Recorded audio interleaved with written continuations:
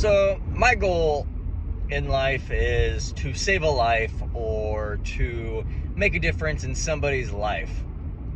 But as I think about that, it isn't about maybe saving a life, it's saving a moment. Because it's not like I am there in that moment to save that person's life or anything. I would just love to give, different resources on what maybe had helped me when I was at my worst struggling, when I felt at my lowest. And my thing was, it wasn't that at my lowest I needed something to help me in that moment. I think it was stuff that I had already previously been, studying, like with Eric Thomas. I always look back on David Goggins. If you look back on, I'm kind of all over the place with different people who actually have helped me, because it's not just specifically one. And that's what I don't want to be just that one person, like, oh, you are the one. No, I don't need that. I want the, hey, maybe, even if they don't remember me per se, maybe they remember Eric Thomas. They remember David Goggins, Jesse Itzler, Ed Milet. See, there's a lot of people I can't remember. Dave Hollis, I forgot about him and just added him recently. Jay Shetty. All these people are just fantastic people who have helped me. And they've all came in my life at different times too. Because with Dave Hollis, I actually read his wife, now ex-wife, book, The Girl Wash Your Face, because she looked like Brooke from One Tree Hill. So to me, that was like, all right, I kept seeing it on Amazon, finally got it. And what I love is getting the backstory from someone else to then seeing the guy perspective. With me being a guy, it helps in the sense seeing all the pain and struggling that people have gone through. And the great part is seeing how they've overcame it. Like if you look up the guy from Korn, Brian Welsh, I can't remember exactly, but he's the guitarist, I believe, from Korn, or bass. I'm very bad at, this kind of stuff. But well, him and I think it was Fieldy or Fields is the guy's name. They both found God. They both came in later after they were addicted to meth. You have the guy from Eric Thomas that I go back to. He said that he was up against the door, ready to blow his brains out in that sense. And he was telling his mom, and his mom said, you have a purpose. And that they were done having kids, that they were ready to be done, just all together, birth control, and he was still conceived, born, whatever you want to call it. So he was a miracle baby. For me, if there was the Gary V thing where he talks about it, that you have the chances, you're 1 in 1 trillion chances of being born, which then to me was, my mom was pregnant, which I guess she didn't know that she was pregnant. She was just told that she had a miscarriage. Which to me, it was like, oh, dang, like, when I look at it, like, my parents would have stopped at 2. That's what they did with me and my sister. And so with me, I just see it as, all right, maybe I'm a miracle baby in that sense. They have October Baby, if you've watched that, and I'm just throwing a bunch of random things out there. These are all the videos, people, resources of all kinds. But October Baby, they were trying to abort the child, and she grew up with a bunch of different health issues from this. I don't believe this was a real story, or if it was, then that's even more fantastic. But it was a Christian-based, thing, and it's been a long time since I've seen it. But so she went, and she does all this stuff, in the hope to find her story, to find out that her mom was an addict.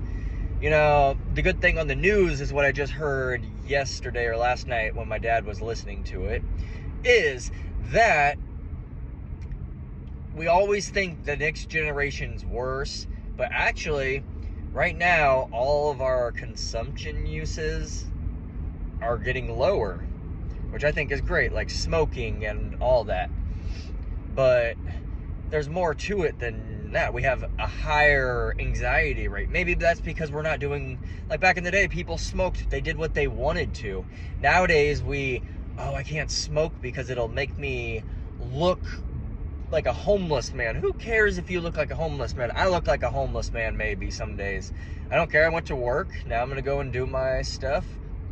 Now you guys can be scared to keep doing it, or you can find a way. And this is a everyday thing, even for me.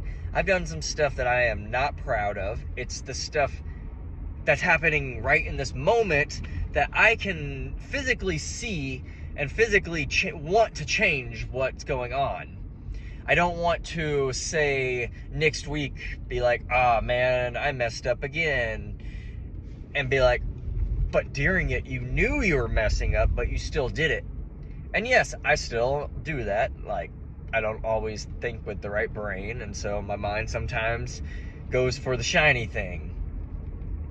Which, for some of this rant, to continue this, to give you maybe a different outlet on who I am as a person, is, now I'm going to draw a blank now that I'm talking. Yeah, I do that a lot too. I draw some blanks, but to hit home, we're all human. We have one goal: to get to to our grave successfully, in that sense, because I don't care how tall you are, whatever, you're going to die.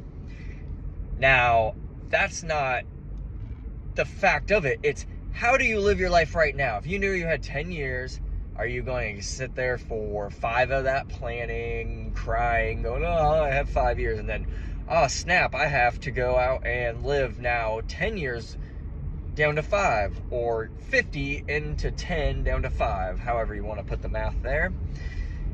But we're all humans, so why aren't we trying to do something easy? Like, for me, I'm trying to look at how to make my life better. And this whole week, I have pinpointed that if I untie my shoes, if I get everything ready the night before work, then I'm going to be more successful in the morning. I'm going to be more successful. I'm going to be more successful. Okay, go away. Well, trying to do it all in one take, but somebody decided to call me. But we live one life, is what I was trying to say, and little things can make a big difference. You might think it literally takes 2 seconds to do that, but that all piles up. Especially, you might be tired the night before, but you're going to be tired in the morning, and all those decisions are going to make you more tired. So being able to pinpoint little small changes in your own life, or in your community's life, if you have your life figured out, because, we're all just amazing, right? We have nothing, some people, they're just perfect. They don't have anything they need to change, nothing about them. So I'm going to tell you that if you think you got that, then go in your community and change one thing. Go pick up a piece of trash. Post it on, the literati, I think, is you could take a picture. It collects data, and it actually helped collect, I think they ended up suing the tobacco company and made them, because the tobacco company was actually trying to, stop them from taxing them so much, and they're all like, oh no, we don't need to be taxed for that, 10%, that's too much. And then, of course, they could have just left it as is, paid, maybe it was $100,000 or something, but they were like, no, we're gonna be greedy and we're gonna fight this. Which in reality, then they got a call from the person at literati, which is, to me, it was almost like Pokemon Go, but you're picking up trash and you're taking pictures.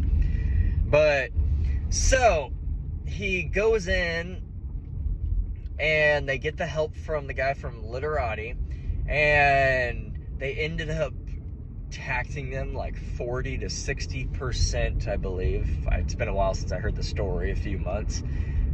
So the moral of the story is, some things that we are so passionate about aren't really what we're passionate about, or we're putting our efforts into things that might cost us pennies now, but really, if you're pushing, you could be saving dollars, like in a business.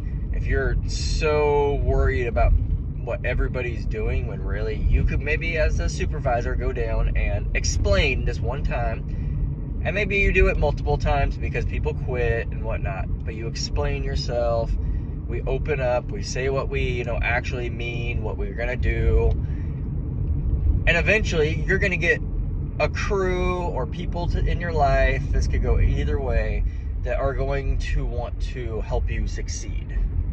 So, all right, that was enough rambling. That's like 10 minutes worth of a ramble, and that'll give you a little bit of who I am, I guess, and that was a lot.